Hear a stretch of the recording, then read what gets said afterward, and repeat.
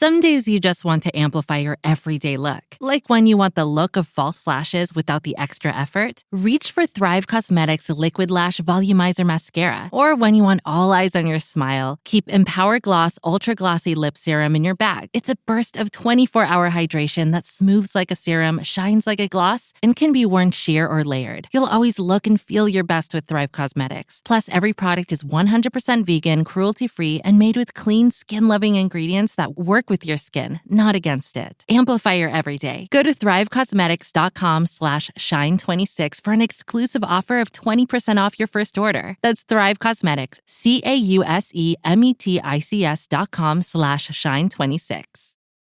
This right here is Carcone Carne. Carcone Carne is a Q101 podcast. I'm James Van Oslo. Carcone Carne, sponsored by Exploding House Printing. Exploding House Printing is here for all your screen printing, embroidery, and other merchandising needs.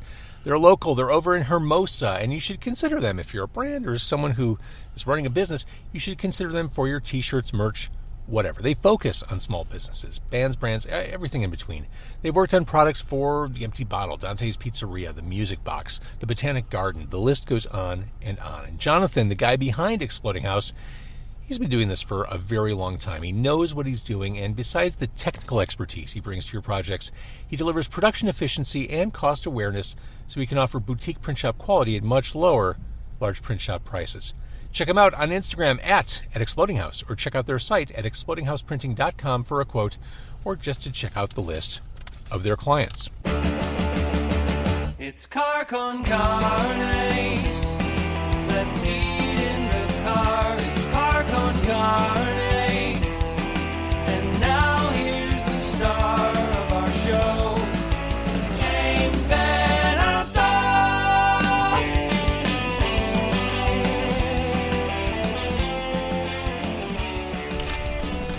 So I am on Broadway in front of Sunwa Barbecue. I come for the duck, stay for the duck. That's really, that's it. Mike Gebert is to my right. He is one of my all-time favorite food writers. He's a James Beard Award winner who just published a deep-reaching oral history of Chicago's culinary scene, The Chicago Way, an oral history of Chicago dining. Mike talked to the big names, the big personalities, the big storytellers, who all contributed to decades of incredible American cuisine. And like any good oral history, the immediate appeal, I suppose, is to the core audience, the foodies, the literal tastemakers, but it's also immediately interesting, I think, to anyone who loves reading behind-the-scenes insights and lore. I love some good lore. Nice to see you, Mike. It's good been a long to see time. you, yeah. Hold that book up, because that is a tome. That is not a small book. Right. Here, let's see the spine of that, just to give a sense of the width of that book. That is a significant amount of work. And let's start there. When I first knew of you working on this, I thought the idea was kind of quixotic. Like, no way could you ever compile enough, get enough, finish it, get it to the finish line. It just seemed like too much work for one, maybe too broad, too deep, but you did it. Yeah, I really tried to come up with the story that I wanted to tell, so I wasn't tempted by, another place that had, deep fried chocolate schnitzel was, right, that kind of thing. I really wanted, to show how it had evolved. It's less about any particular restaurant, although obviously there are restaurants that had to be in there. Mm-hmm. But I wanted it to kind of show how the world has changed. I mean, it starts out in this very Mad Men world of the 60s where, women trying to work in the French restaurants were told, we can't have women in here. It would be too distracting for the men. Oh, man. Not surprising at all, but wow. Not surprising, but you're still kind of amazed to hear it. Oh, yeah. Within, recent history. And from there, just kind of show how the city had changed, the neighborhoods that became hot, because restaurants are a great way to make a hot neighborhood. Mm-hmm. Hot enough to force the restaurants to leave the neighborhood when the prices go up. And then, just kind of show how it had changed, how what we went out, why we went out and what we went out for changed over time. So that, once I kind of worked out a storyline for that, it wasn't that hard to say, this place belongs, this place doesn't particularly belong. So I could do that. That sounds very focused. And I'm very fascinated by the mechanics of all this. self-published an oral history Sure. 10 plus years ago, and every time I would interview someone, they would say, "Oh, have you talked to this person yet?" Yeah. And they're like, "Oh," and I felt like I could never whittle the list down enough. Yeah. No, I always asked people, who else should I talk to? Because I wanted, who has the skinny on this? And so, probably half the book is people I know who they are. They're well-known names. But half of it is, guys who were like waiters or general managers, or, occasionally there's just people who were, diners at these places that I just happened to run across. And so, trying to really show the whole, from the top to the bottom, how the restaurant industry, existed. And why an oral history? I love the medium. I love the way it turned out in the Chicago way. But as opposed, you're a celebrated food writer. You're a Beard Award winner. Why not just be that kind of third-person voice? Well, the reason really is that the publisher, Agate, had done an oral history of Chicago theater over roughly the same time. And so they approached me about doing one about restaurants, another subject that seemed to be, a site of Chicago creativity over that time. I assume they must be working on a book about basketball somewhere. But anyway, so I kind of had the format handed to me, but I didn't mind at all. People have asked me, did you find it limiting? And it's like, no, actually, I found it a lot like editing video, which I've done a lot of. I could see that. You find the clips, and you get to the pithy line, and then you cut on that. Yeah. So it's very much like that. You think we all think in sound bites. Yeah, yeah. And also, I just, I was a little tired of my own voice, so I didn't mind not hearing what I think about Alinea or Stephanie Izard or whatever. It was more interesting to, kind of get the underlying story. Now, as far as like the Chicago dining cliches, were there hard lines drawn? Like, I'm not going to go too deep into the topics of pizza or hot dogs or... It was interesting. I feel guilty about this, actually, coming to talk to you, because, so many of we first got to know each other because I would have recently done a list at Thrillist or somewhere of, Italian beef places. Yes. And then, you'd call me to show up at WGN at 2 a.m. and, I worked the most glamorous hours at that radio station. What I really liked was parking downstairs and then having to climb that 2-story metal metal stairway in the dead of winter. I thought, well, I'll either be on the radio or I'll be found here tomorrow. I'll be food for the rats. Yeah, exactly. So that was kind of my thing. I was the guy who did all of that, and now suddenly I'm Mr. Fancy Schmancy food guy, and I felt kind of guilty about that with you, because I feel like I'm betraying what I used to be.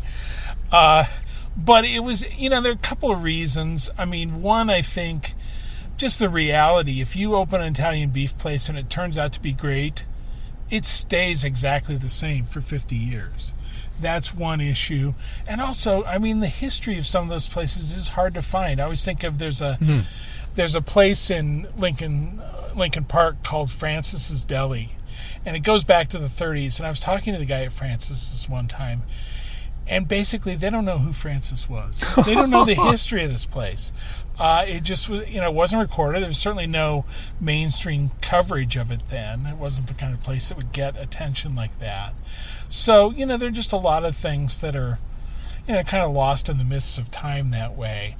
The more upscale restaurants with prominent chefs, the Charlie Trotters of the world, they left history because they were changing to stay at the front of the game, reacting to whatever else was happening in the food scene, really not only locally but worldwide.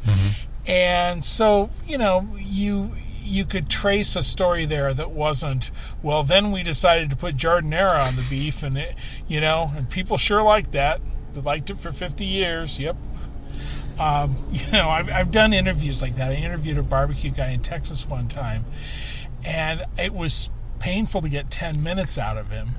And I think I used nearly every minute that we talked, because it was all gold, but it was terse. It was all short. So I'm going to jump around only because you invoked the name of Charlie Trotter. I mean, when I was much younger, living in the city for my first time, that was the name I knew and understood as fine dining in Chicago. Right. That was it. Based on, what I know, what I read in the Chicago way, is his legacy complicated? Oh yeah, I mean, that was really the hardest chapter because, that's where I had the most people who I'd ask them to talk about him, and they'd say, "Yeah, I don't really want to do that." Click. Yeah. And I think there's a lot of PTSD about Charlie out there. There's a lot of, I've talked about him enough to people, and so I wound up mostly talking to the people who had a fairly favorable memory of him, but at the same time, I had to push them, find the story where, Sari Worsham, who she and her husband own MFK now, which is a nice kind of Spanish seafood restaurant. Anyway, she's a sweet lady. She tells a story about, Trotter sort of riding her and pushing other people to ride her one day, and she just winds up walloping Reggie Watkins, who was really the kind of the key guy in the kitchen, just punches him in his back, and he hits the floor on his knees, but he's just laughing out loud. "Mama hit me!" It's kind of his reaction. So there are levels of that kind of stress in all these places, and there are a lot of legends too with Trotter. They would claim that they never made the same dish twice, that it changed every day. Well, that's plainly impossible. I mean, you change, you find something that works. Why would you throw it away after one night? That's just insane. But, so I really grilled the people who were doing the actual cooking, the actual, recipe creation. People like Giuseppe Tintori of Boca and GT, Fish and Oyster, whatever his restaurants were, or Bill Kim, people like that. I asked, so how did recipe development work there, and what it was you might start with a dish and it would be on the menu for a week, but if they knew you'd been there before, they would not serve you the exact same thing you'd had last time. They'd make sure you got something else. And if you walked in with some big baller wine that didn't really go with the menu as it was, they would adjust it to favor, the Latache, red wine that you brought in or something like that. So there were things going on there that make it kind of true enough, I guess. Well, and you don't shy away from the toxicity and intensity of some of those kitchens back in the day. One of the things that concerned me about doing this interview, lots of chefs' names I can't pronounce. Sure. I've only seen in print. In fact, all the toxic ones or all the big names from that certain era are all like that.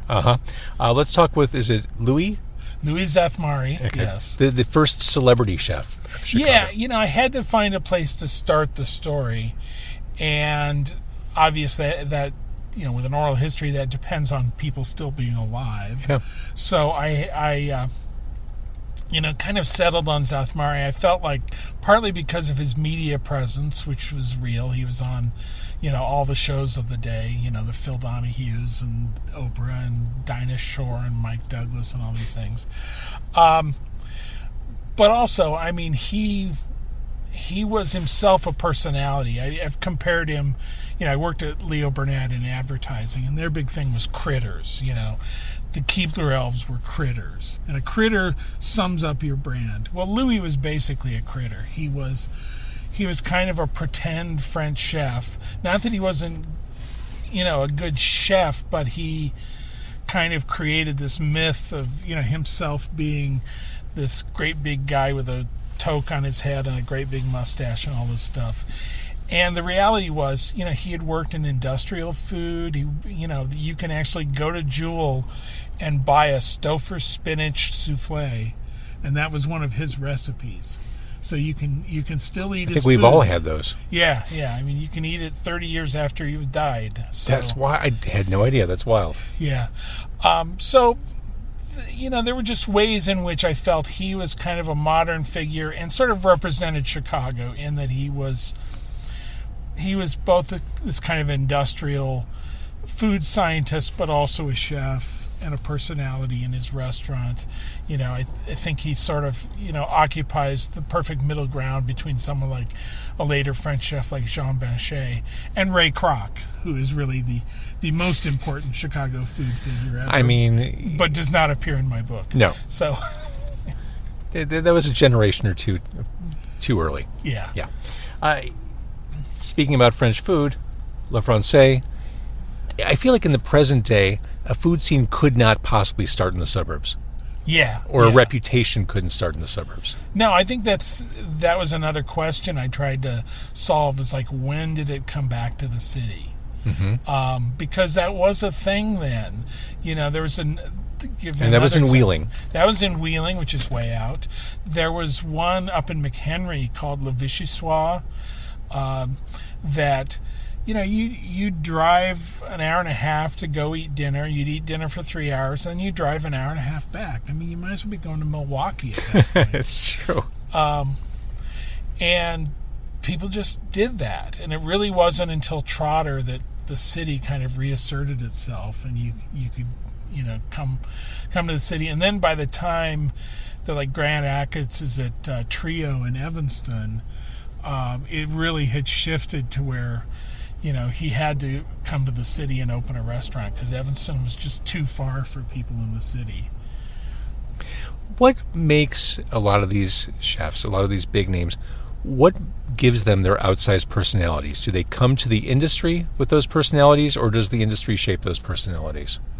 I think some of them, it was definitely calculated. I think Zathmari is a good example of someone who saw a part that he could play and started playing it, to the hilt. Others were, I think, genuine veterans of those French restaurants. Jean Banchet of Le Francais worked with Paul Bocuse in Lyon and worked at La Pyramide, which is was one of the top French restaurants at that time. It still is. I say that like I know and have been to all these places, which is not at all true. I'm just nodding along. Yeah. But, they knew the part to play, whether or not they came out of that world or not. So that was it. But then the other thing that happens is somebody like Trotter, devises a new part to play, basically. He's the American version of that. He wants to do American cooking, but on the same level of precision and pretension, perhaps, as the French chefs did. So, he sort of figured out how to make that happen with the mentality of a high school hockey player from the North Shore, basically. Yeah, some of these kitchen descriptions in your book, they sound like hell on earth. Yeah. just like military. Yeah, absolutely. There are people who defend it in the book and say, it's about knowing that the guy to your left and the guy to your right have your back, and and all of that. But there's a great story. Was it, I think, Greg Biggers, who was a chef here, telling about working at True, which was one of Lettuce Entertainer's fancy schmancy restaurants, and he notices that the guy next to him has set his beard on fire, and his reaction to that is just thinking internally, yeah, that guy's not going to work out. He's on fire. So when did the transition to less paramilitary operations in the kitchen happen? Well, in the book, I kind of deliberately put in a distinct break. I think you go from Trotter, who's pretty tyrannical, sometimes with a sense of humor about it. People loved it if they heard Charlie yell. He would do the kitchen table, but if he saw somebody looking at their watch, he'd grab the clock off the wall and throw it in the trash can and say, "You're done eating when I tell you you're done eating." And then that made their night. Oh, it's so exciting. Charlie Trotter yelled at us. Oh my gosh. But then, right after that, I talk about Tony Montuano of Spiaggia and Rick Bayless of Frontera. And both of them, I think, were the anti-Trotters in that first of all, they liked peasant cuisines, Italian for Montuano, Mexican, obviously, for Bayless. they also, I mean, they were very interested in local produce, finding it, making it happen. I mean, Spiaggia, when they first were using fresh basil in the place, they had to go to a head shop and buy grow lights to be able to grow it in the window. It's amazing. You just couldn't order that stuff. He says you'd order radicchio and you'd get a head of red cabbage, which tastes nothing like radicchio.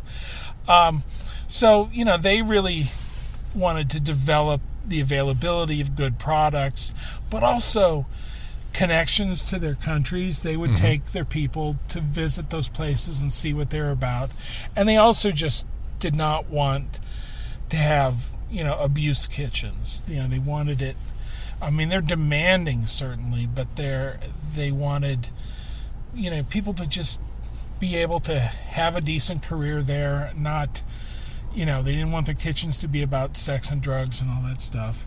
So, really trying to, what I would say is maybe the other American aspect of it is just a more reasonable workplace compared to France. So, jumping around a little bit, what kind of debt does River North owe to Gordon Sinclair?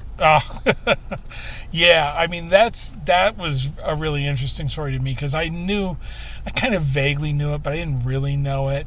I mean, it's two people. It's Al Friedman, who was the big real estate developer in that area. Really, I mean, first of all, he renamed it River North. It was, it had names like the Clark Street Flop Houses and things like that. And, the most famous place down there was the Baton.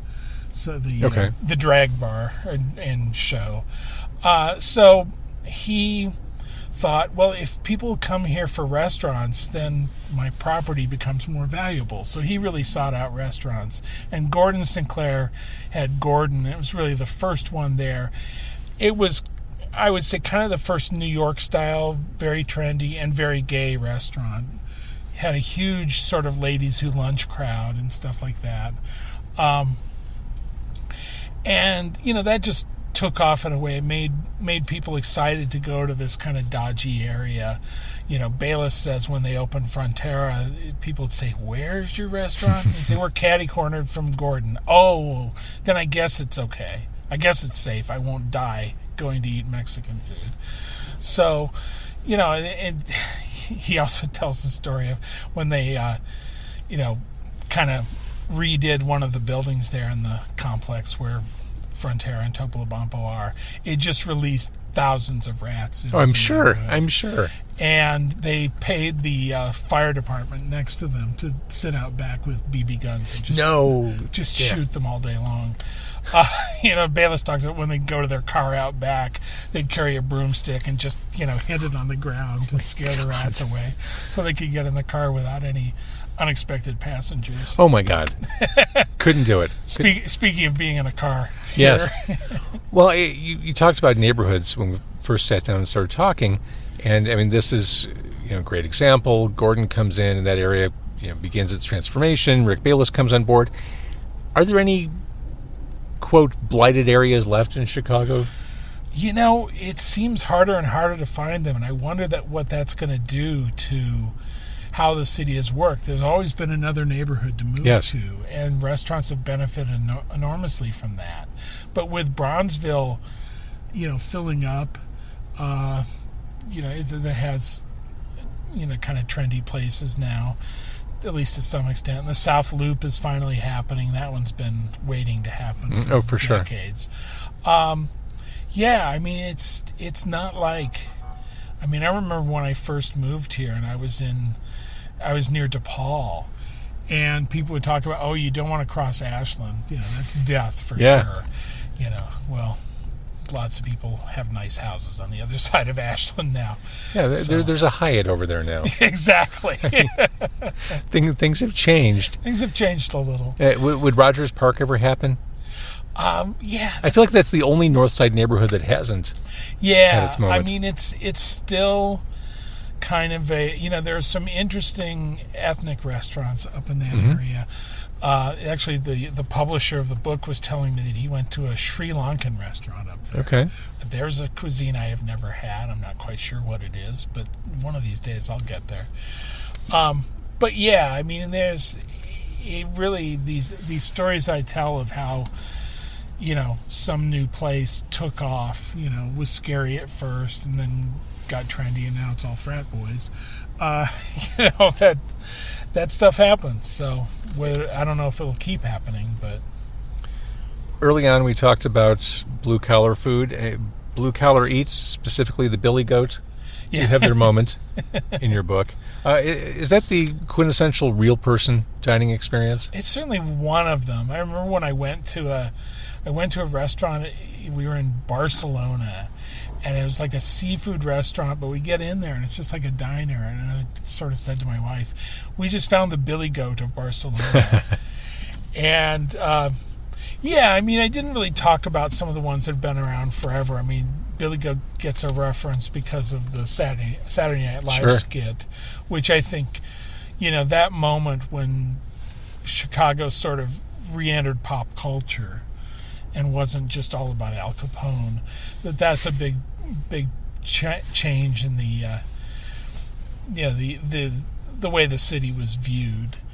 And but one of the areas that I really wanted to talk about, two places, Spacanopoly and Hot Doug's, because I thought that's an example of how relatively modest priced places were changing how people thought about some kind of food. So Spacanopoly starts doing the real Neapolitan pizzas when you couldn't find those, and Hot Doug's, of course, is doing crazy stuff, rattlesnake sausages. And I always remember he said, people asked, what's it taste like? He'd say, tastes like anaconda. And and then of course him getting busted for foie gras, that's the great irony that the only restaurant to get a ticket during the foie gras ban was a hot dog stand. That's just a Chicago moment. It totally is a Chicago moment. So the book, can you hold it up again? The Chicago Way. This gigantic oral history. What is the Chicago Way? It's they come at you with a knife, you come at them with a gun. Straight out of the Untouchables. Yeah, exactly. I didn't really come up with a definition of that, but I think you detect something, just the inventiveness and a certain amount of, humor and sort of sassiness about it. I mean, even Banchet, who was running the most formal, old school French restaurant, if it was your birthday, they'd make you a hamburger and bring it out in a silver dome thing. Because it was wanted people to think of dining out as being fun too, not just how pretentious can we make it. So I think you kind of see that attitude throughout, and to some extent also it's just the nature of the restaurant business. I mean, what's interesting to me about it, why I didn't feel like a total sellout writing about only high-end places, is that it is this weird combination of high-end, rich people, sometimes, artistic and pretentious cuisine as an art form, and at the same time, it's very much a blue-collar job. It's about sweating and working your butt off and being over a stove that's up to 280 degrees, and that's just where you live all day. So it's that nature of how it works. I mean, I think that's what we all find interesting about it. I think some chef I talked to once was saying, if you're in a corporate job, you can always say, well, let's table this and we'll come back to it in 2 weeks. And you can't do that in a restaurant. You can't go to the customer and say, we're going to table your entree and come back to it in 2 weeks. Yeah, we'll ping you later. Yeah, exactly. So it is, it has this particular flavor of sort of cutting the crap that people like about it. And I think that's why people who aren't in it and were never in it still find it an interesting world. I love the behind-the-scenes stuff. It's true of any industry, but this one in particular, I especially love this book. I read you all the time. I subscribe to the Food Editor newsletter. I've read you for years. Is it possible that you learned something in the writing of this? Did you learn new things? Because I feel like you have eminence in this field. What's left for you to know? Yeah, people have asked me, what was a surprise? And it's like, I've been working on it for 5 years. There were no, if something was a surprise, it stopped being one a long time ago. I guess the one... Or did it change your opinions? It changed certain things. The one that I point to the most was, Rick Tremonto and Gail Gand, who were at Trio. They worked for Lettuce at a bunch of their restaurants. They worked at True, Open True for Lettuce. I didn't really know them particularly. I'd met Gail at some event, but beyond that, I'd never met Rick, but he knew who I was as soon as I was on the phone with him. But it was just an interesting story about a couple who, get to the top of the business, open this super fancy restaurant with Rich Millman's money, but it wrecks their marriage. They're talking at the end about, that they learned how to divorce well, and not screw up their kid in the process and stuff like that. And also, how to handle it with your, with your staff. Rick talks about, he was telling people, we could come here and say nothing's going to change, and you'd all know that was a lie. But we didn't tell you for a long time, just so you could see that we can operate, without trying to kill each other in the kitchen, basically. Smart. So, I think that was maybe the story that I didn't know that I discovered. There was also a thing where, I kind of made the claim at the start of that chapter that they're sort of at the beginning, the headwaters of a couple of different trends. One is that, Grant Achatz and the theatrical stuff that he does at Alinea came out of him being at Trio, which came out of Rick and Gail being at Trio. Mm-hmm. But then at the same time, Rick had worked in, restaurants where they butchered their own meat and stuff like that, and taught that to a bunch of people who went on to open, farm-to-table restaurants and stuff like that. So I made the claim as I'm writing it and thinking, what is this chapter about? What do I want to use? I made the claim that they were at the beginnings of both of these major currents in the restaurant business. And then I'm like, oh God, I hope I have the quotes to support this. So, which ultimately I did. So, in the book, you say the next great era of Chicago dining's on the way. What does that look like? The best thing I've seen since COVID ended is just people who are really committed to doing the food that they kind of grew up with and making it, serving it on the level of fanciness that they want it to be at, which isn't always that fancy. But it is more fancy than, the place their parents would have opened, mm-hmm. the Indian or Chinese restaurant or whatever. So, I think if someone there's a chef named Zubair Mohajir, I probably just, ruined that pretty badly. But anyway, he's Indian, and he has like some interesting Indian tinged restaurants, but also, he has one called Mira that's sort of Indian Mexican fusion. I mean, there's a lot of cumin in both, so why not? Yeah, right. And he also, he has like a breakfast place in Wicker Park where you can get like Pandan donuts. Pandan being Jean-Claude Van Damme. Yes, and that's the amazing thing. Pandan can. Stand with its feet on two different trucks driving down the road.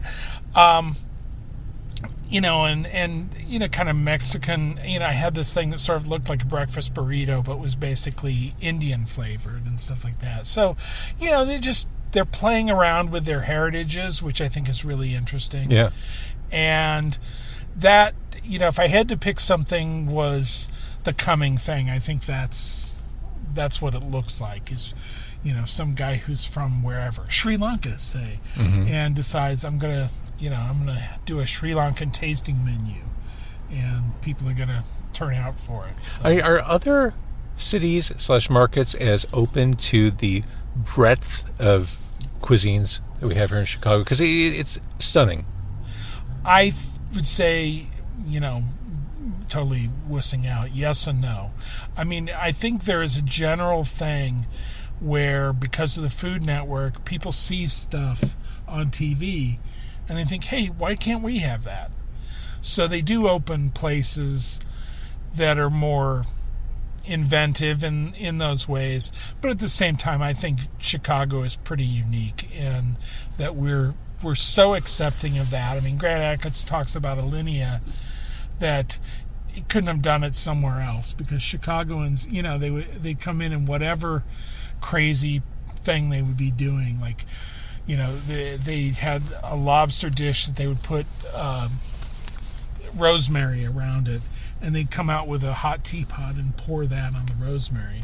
So you're just sort of perfuming the whole room with rosemary. So it's lobster with rosemary sauce, except there's no sauce. It's just, lobster with rosemary air or whatever. People in Chicago would see something like that, and they're not like, what is this crap? And instead they're just, oh, we went to this place and they did this crazy thing. That's exactly it. It's the bragging rights. Like, I'll have a story. Like, you won't believe what I tried. Exactly. I had Sri Lankan cuisine. Right. Out of a test tube. Yeah. Yeah, so, I mean, that kind of thing, it flies here in a way that, I think so much of New York dining, it's not that they don't have things kind of like this, but it's kind of about serving Wall Street guys, and they care more about having a steak and, a really expensive bottle of Cabernet Sauvignon. And it's just, Chicago really isn't like that so much. I mean, not that we don't eat a lot of steaks here, but, the show-offy part of it, I think, is rarer here, so... Absolutely. Okay, so the new book, it's out. The Chicago Way, An Oral History of Chicago Dining. It's a tremendous achievement, and it's a starting point, because the story continues to be written. Right. That's what I'm, can't wait to get started on the second edition. As soon as something changes enough to know what the story is. So. But that raises an interesting question. I mean, as life marches on, are you taking notes? Are you like, seriously? Yeah, no, I'm always thinking about it. Because, at least because people have been asking me that question, what's next? And it's like, if I knew that, I'd invest in restaurants. Yes. But yeah, it's, it is interesting, particularly after COVID, which just threw the industry for such a loop. It is interesting to think about, what will take off in the same way. Or will anything? Are there just too many chefs out there for any one of them to be as famous as like Trotter was in his day or something? I think there's some truth to that. Well, and Trotter didn't come up in the digital era. Right. Where everyone's attention is fragmented and everyone's a celebrity. He had the benefit for sure that people were not reviewing him opening night, Yeah, exactly. It gave him time to kind of figure out. When they opened, they had cocktails on the menu, and then he decided the cocktails, ruined your palate for his food, so they just went to purely wine. And they had dishes a la carte that you could just order, and then they went to we just want to do a tasting menu thing. Mm-hmm. So, it kind of took Trotter a while even to become Trotter. And it's interesting because I got to go there when it was only like a year old. My wife was going to law school, and that was back in the 80s when they would spend absurd amounts of money, whining and dining for people in law school. And, it was like a year old, but somehow we knew it was a big deal. That we got invited to that was more exciting than being invited to go see, Driving Miss Daisy, which I remember we also did. See, this is like writing an oral history. I keep thinking I'm wrapping up, then more things can pop in my head. Thinking about, cocktails, wine service, we hear all the time, and I think there's a lot of anecdotal evidence to support this, that there are generations now that really aren't drinking. They're not drinking. Like, is the role of a sommelier destined to fade away? Are think restaurants it kind going of to is. struggle? I think they're struggling with not having the liquor sales they used to have, Yeah. for sure. A couple things have happened. It's interesting. At the very beginning of the book, people are drinking coffee all through dinner, which, they're I can't even imagine. Can't imagine. And they're probably, half of them are smoking. Oh, yeah. too. Yeah. So, what are you even tasting? And then, they kind of teach people to appreciate wine, and that takes off. And then we kind of have the cocktail movement, and we have, good beer, artisanal beer, and stuff like that. So, that evolves. But yeah, it's kind of fading now. Nobody has wine lists like those places used to have. Sure. You would not open a restaurant like that and thinking, and then I need to set $50,000 more aside to have a bunch of bottles that will sit there for a year. Right. Trotter could do that because he had his father's money, and his father's richer than God, but it just does not exist the way it used to. And also, what people want to drink, back then there was a short list of French wines that were what you drank if you had a certain amount of money, and now everybody's into oddball wine things. Mm-hmm. It's like, oh, I want I just blanked on what you call it, natural wines, which some of my friends absolutely despise the idea. They say, what is this, Domaine de Ocean spray? And but it's, you read a magazine article that mentions some wine from a particular funny little island somewhere in the Mediterranean, and then it's like, oh, I got to try that. So. Yep. It's an interesting time for sure. All right, Mike, I love the book. I know this is a massive amount of effort. Congratulations on Thank you. getting it to the point where we can actually read it, talk about it, debate it, and just enjoy it. That's the Chicago way.